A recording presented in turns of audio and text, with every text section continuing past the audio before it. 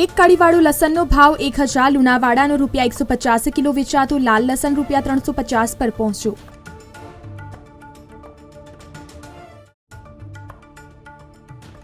ડુંગળીમાં નિકાસ પ્રતિબંધથી ગુજરાતમાં 70,000થી વધુ ખેડૂતો મુશ્કેલીમાં મુકાયા. જથ્થાબંધમાં ભાવ મળે 800થી 150 આવ્યા.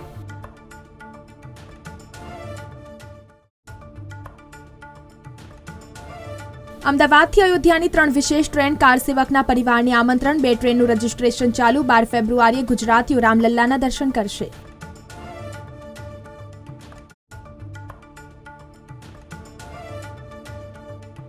આઠ શહેરમાં લઘુત્તમ તાપમાન 11 થી 15 ડિગ્રી રહ્યું. તાપમાન 2 ડિગ્રી વધ્યું, પરંતુ આખો દિવસ 17 કિલોમીટરની ઝડપે પવન ફૂંકાયો.